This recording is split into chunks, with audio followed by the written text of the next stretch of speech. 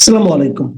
প্রিয় দর্শক, অন্য মঞ্চের আলাপচারিতায় আপনাদের সকলকে আমন্ত্রণ জানাচ্ছি। সুপ্রিয় দর্শক শ্রোতা, আসসালামু আলাইকুম। ডক্টর মোহাম্মদ ইউনূসের নিউ ইয়র্ক সফরে রাজনৈতিক দলের নেতৃবৃন্দদের কেন নেওয়া হচ্ছে, কেনই বা তারা যাচ্ছেন? গ্যালারিতে বসে ফুটবল খেলার মাঠে যেমন তালি দেওয়া ছাড়া অন্য কোনো কাজ থাকে না, এমন অপমানজনক কর্মসূচিতে কেন তারা যাচ্ছেন, এটা নিয়ে অনেক জল্পনা কল্পনার পরে থলের বিড়াল বেরিয়ে আসছে। আসল রহস্য নিয়ে আজ আপনাদের সঙ্গে কথা বলতে চাচ্ছি। যে যেখানে আছেন ভালো থাকবেন। নিউ ইয়র্কের একটা দায়িত্বশীল সূত্র গণমাধ্যম থেকে জানানো হয়েছে, নিউ ইয়র্কে জাতিসংঘের অধিবেশনে ডক্টর মোহাম্মদ ইউনূস, বিএনপি, জামাত ইসলাম এবং এনসিপির নেতৃবৃন্দদের নেওয়ার আসল রহস্য জাতিসংঘের অধিবেশন কক্ষে তাদের বসিয়ে রেখে অধিবেশন দেখানো মুখ্য না। মুখ্য হচ্ছে তারা যে নিজেরা বিরোধে লিপ্ত হয়েছে, এই বিরোধ নিষ্পত্তি করার জন্য দেশে এই সকল রাজনৈতিক দলের নেতৃবৃন্দদেরকে ডক্টর ইউনূসের অফিসে অথবা তার বাসভবনে ডাকাডাকি হলে অন্যদেরও প্রশ্ন উঠবে যে আমাদের কেন নয়। এরকম নানা প্রশ্ন এড়াবার জন্যই নিউ ইয়র্কে একটা বৈঠকের উদ্দেশ্য নিয়েই তাদেরকে সেখানে নিয়ে যাওয়া হচ্ছে। এবং এ বিষয়ে জামাতের শীর্ষ নেতৃবৃন্দ, বিএনপির শীর্ষ নেতৃবৃন্দ সম্মতি দিয়েছেন, আর এনসিপি তো ইউনূসের নিজস্ব দল। সিদ্ধান্তের ক্ষেত্রে প্রাধান্য দেওয়া হচ্ছে যে যদি কোনোভাবে এরা মীমাংসায় উপনীত হয় তাহলে এদের জন্য একটা শেষ রক্ষা কবচ হবে, আর যদি উপনীত না হয় তাহলে কঠিন পরিস্থিতির মোকাবেলা করতে হবে সকলকে। সেক্ষেত্রে ইউনূসও ছেড়ে দে মাকে দে বাঁচি, তিনি সবকিছু ফেলে রেখে চলে যাবেন এমন হুঙ্কার দিয়েছেন তিনি। অন্যদিকে বিদেশে থাকা আওয়ামী বিরোধী অনলাইন অ্যাক্টিভিস্টরাও এর সঙ্গে সম্পৃক্ত হয়েছেন। তারা বলেছেন শেখ হাসিনা এবং আওয়ামী লীগের যে বিচার কার্যক্রম চলছে, এই বিচার কার্যক্রম ভণ্ডুল হয়ে যাবে। সারা বাংলাদেশে তাদের কথিত জুলাই আগস্ট আন্দোলনে যারা মারা গেছেন সেই সকল বিষয়ে যতগুলো হত্যা মামলা হয়েছে, অন্যান্য মামলা হয়েছে, সেই মামলার কার্যক্রমও আর সামনে এগোতে পারবে না। অন্যদিকে আওয়ামী লীগ ভারতের সাহায্যে এবং দেশে আওয়ামী লীগের যারা সহযোগী আছে 14 দল জাতীয় পার্টি, তাদের নিয়ে আওয়ামী লীগ যে কোনো সময় হামলে পড়বে। সেই হামলা ঠেকাবার জন্য বাংলাদেশে প্রতিরক্ষার জন্য ইউনূস সরকারের নতুন কোনো ব্যবস্থা নাই। এক্ষেত্রে পুলিশের উপর আস্থা রাখতে পারছেন না, সেনাবাহিনী কি করবে সে বিষয়ে তারা সন্দিহান। ফলে পুলিশ এবং সেনাবাহিনী যদি পক্ষে না থাকে, তারা যদি নিরপেক্ষ হয়ে যায়, নীরব হয়ে যায়, সেক্ষেত্রে আওয়ামী লীগকে ঠেকানো সম্ভব হবে কিনা। অন্যদিকে আওয়ামী লীগকে সাহায্য করার জন্য পার্শ্ববর্তী দেশ থেকে যা করা দরকার সেটা তারা করবে। এই পরিস্থিতিতে 2024 সালের 5 অগস্ট শেখ হাসিনাকে সরিয়ে তারা যে তাদের কথিত বিপ্লব, সেই বিপ্লব সম্পূর্ণরূপে ভণ্ডুল হয়ে যাবে। শুধু তাই না, সংবিধান ভঙ্গের দায়ে, রাষ্ট্রদ্রোহিতার অভিযোগে এই সকলে ভয়াবহ পরিস্থিতির মুখোমুখি হবে। এখন এই পরিস্থিতির মুখোমুখি হবেন নাকি সমঝোতা করবেন, এই প্রশ্নে তাদেরকে সমন্বয় করার জন্য নিউ ইয়র্কে নেওয়া হয়েছে। এবং সেক্ষেত্রে একটি দায়িত্বশীল সূত্র জানিয়েছে, সেক্ষেত্রে আমেরিকার একটি এজেন্সি গুরুত্বপূর্ণ ভূমিকা পালন করবেন। দেশের ভিতরে আওয়ামী বিরোধী যারা, আওয়ামী লীগের বিরুদ্ধে ডিজিটাল অনলাইনে খুব অ্যাক্টিভ যারা, সেই অনলাইন অ্যাক্টিভিস্টরা এবং এই যে 3 শিবির, তাদের সকলকে নিয়ে একটা চূড়ান্ত মেসেজ দেওয়ার চেষ্টা করা হচ্ছে ইউনূসের পক্ষ থেকে। নিজেরা বিরোধ করলে আওয়ামী লীগ এসে যাবে, আওয়ামী লীগ এসে গেলে আপনাদের কারো রক্ষা থাকবে না, আমাদের রক্ষা থাকবে না। ফলে জুলাই সনদ বলুন, অন্য যা কিছু বলুন, কোনোটা আর বাস্তবায়ন করা সম্ভব হবে না। বরং শেখ হাসিনা এসে গেলে ভয়ঙ্কর পরিস্থিতি হবে, কেউ রক্ষা পাবেন না। এ জাতীয় জুজুর ভয় দেখানো হচ্ছে। এই ভয়ে তারা একে অপরকে মোটামুটি ছাড় দিয়ে বৃহত্তর স্বার্থে আওয়ামী বিরোধী ঐক্যটা কিভাবে ধরে রাখা যায়, নির্বাচন করা, অন্যান্য বিষয়গুলো সারা, এইগুলি তাদেরকে বোঝানো হচ্ছে। এখানে একটি বিষয় প্রাধান্য দেওয়া হচ্ছে, শেখ হাসিনা এবং আওয়ামী লীগের গুরুত্বপূর্ণ নেতৃবৃন্দের যে বিচার চলছে, সেই বিচার শেষ করতে গেলে তো একটু সময়ের দরকার। সেই সময়টা this way that way allow করতে হবে। যদিও প্রধান উপদেষ্টার প্রেস সেক্রেটারি বলছেন পৃথিবীর কোনো শক্তি নেই যে এটা সরাতে পারবে, এটা কথার কথা, পরিস্থিতি শান্ত করার জন্য। কিন্তু প্রধান উপদেষ্টা এবং তার কিচেন ক্যাবিনেটের ডিসিশন হচ্ছে শেখ হাসিনার বিচার চূড়ান্ত না হওয়া পর্যন্ত নির্বাচন করা কোনোভাবেই বুদ্ধিমানের কাজ হবে না, সবার জন্য বিপদ হয়ে যাবে। বিএনপি দ্রুত নির্বাচনের পক্ষে হলেও এই প্রশ্নে বিএনপি নাকি কিছুটা নমনীয় হয়েছে। সেক্ষেত্রে কিভাবে কি করা যায়? অন্যদিকে এনসিপি এবং গণ অধিকার পরিষদ তারা একীভূত হওয়ার যে প্রক্রিয়া সেটাকে এগিয়ে নেওয়া, দেশের কিছু কিছু এলাকায় তাদের শক্তিশালী সাংগঠনিক কাঠামো তৈরি করা, জামাত ইসলামীর কিছু প্রস্তুতি বাকি আছে সেই প্রস্তুতি সম্পন্ন করা, সবকিছু মিলে বিএনপি ছাড়া অন্য যে গ্রুপটা রয়েছে আওয়ামী বিরোধী, তারা সময়ের আশা করছেন যে কোনো মূল্যে তারা সময় পাবেন, প্রয়োজনে তারা রাজপথ গরম করবেন। তখন ইউনূসের বলার সুযোগ হবে অস্থির পরিস্থিতিতে নির্বাচন করার মতো পরিবেশ নাই।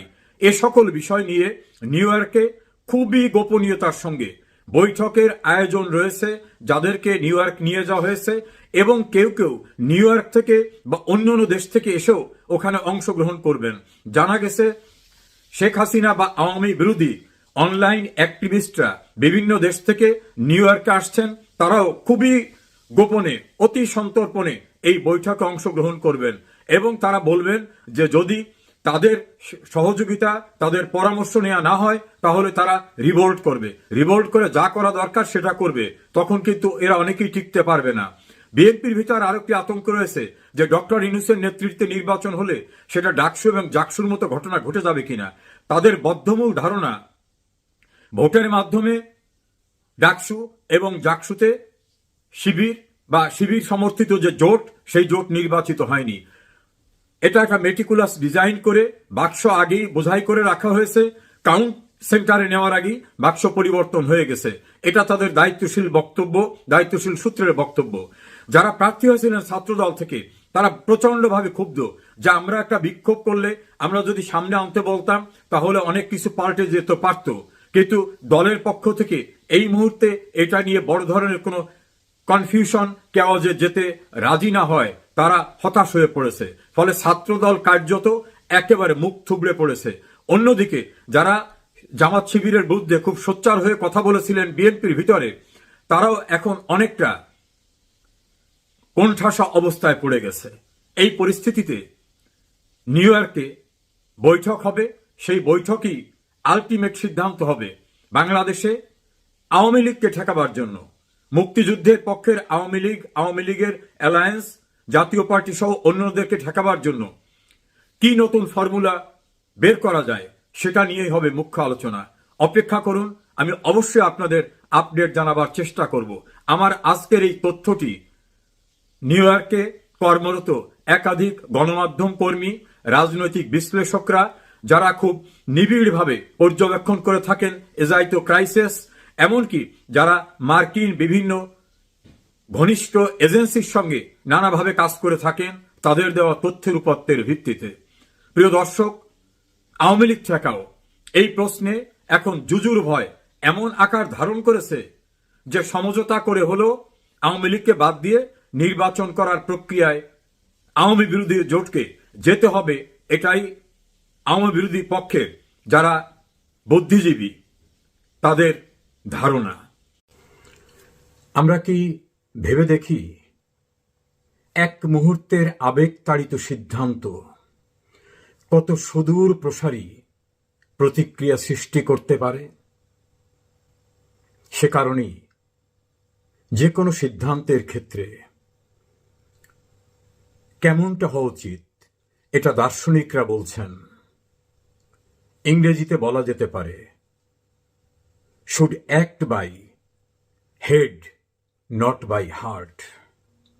আবেগ দিয়ে নয়, মেধা দিয়ে সিদ্ধান্ত নেওয়া উচিত।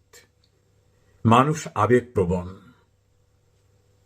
বিভিন্ন কারণে তার আত্মীয়তা, তার পরিচয়, পরিস্থিতির সম্মোহিত অবস্থা মানুষকে আবেগপ্রবণ করে দেয়। সেই আবেগ আপ্লুত অবস্থায় তাৎক্ষণিকভাবে কোনো সিদ্ধান্ত নেওয়া হলে অনেক ক্ষেত্রেই সেই সিদ্ধান্ত বাস্তবতাপূর্ণ হয় না।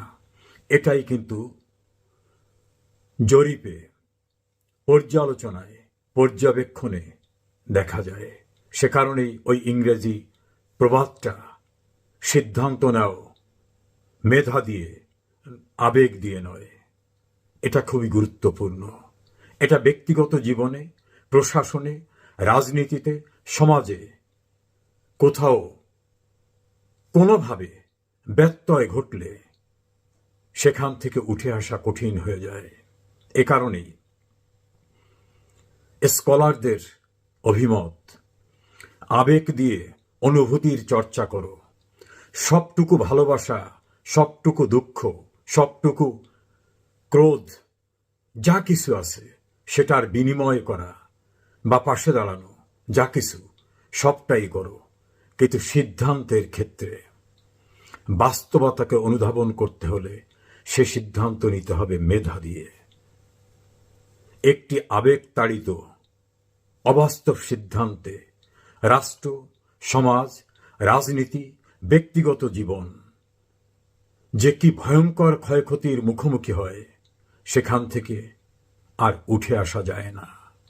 ততক্ষণে অনেক বিলম্ব হয়ে যায়। ফলে জোড়াতালি দিয়ে বাস্তবতা বহির্ভূতভাবে অনেক দূর এগিয়ে নেওয়ার চেষ্টা করেও একটা সময় ছেদ হয়ে যায়। কিন্তু ততক্ষণে ক্ষয়ক্ষতির পরিমাণ এত হয়ে যায় যেটা আর নতুন করে জোড়া লাগানো যায় না, যেটাকে রিকভার করা যায় না, পুনরুদ্ধার করা যায় না। সে কারণেই জ্ঞানীজনদের বক্তব্য, অভিমত, should act by head, not by heart. আপনার জীবনে অথবা আপনার পরিচিত পরিসরে ভেবেন দেখেন তো এটা কতটা বাস্তব। ভালো থাকুন, যে যেখানে আছেন সেখানেই।